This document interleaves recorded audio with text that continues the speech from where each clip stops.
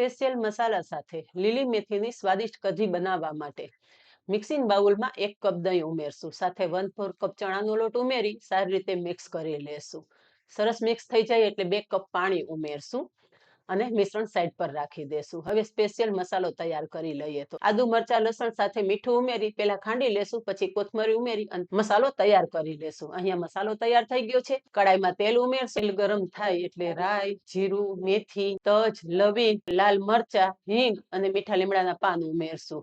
અને સરસ વઘાર તૈયાર થાય એટલે 1 કપ પાણી ઉમેરીને ઢાંકી દેશું. હવે મસાલામાં મીઠું અને હળદર ઉમેરી અને પાણી સરસ ઉકળવા દેશું. અહીંયા પાણી સરસ ઉકળી ગયું છે તો તૈયાર કરેલું કઢીનું મિશ્રણ કડાઈમાં ઉમેરી દેશું અને સારી રીતે ઉકળવા દેશું. હવે જે આપણે ગ્રીન મસાલો તૈયાર કરેલો છે ને એ પણ ઉમેરી દેશું અને કઢીનું મિશ્રણ સારી રીતે ઉકળે ત્યાં સુધીમાં આપણે મેથી સાંતળી લઈએ. તો કડાઈમાં 1 ચમચી ઘી ઉમેરશું અને મેથી ઉમેરીને મેથીને સરસ સાંતળી લેશું. મેથી સારી રીતે સંતળાઈ જાય એટલે કઢીના મિશ્રણમાં ઉમેરી દેશું. ગેસની ફ્લેમ ધીમી રાખશું અને કઢીને સરસ મિક્સ કરી લેશું. 2 ચમચી જેટલો ગોળ ઉમેરી દેશું. આ કઢી ખાટી મીઠી બહુ સરસ લાગશે.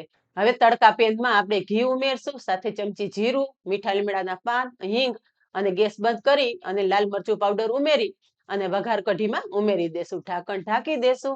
ખોલી અને જોશું એકદમ મસ્ત ફ્લેવરફુલ આપણી કઢી તૈયાર થઈ ગઈ છે. ઉપરથી કોથમરીના પાન ઉમેરી અને ગાર્નિશ કરશું. તૈયાર છે લીલી મેથીની ખાટી મીઠી સ્વાદિષ્ટ કઢી.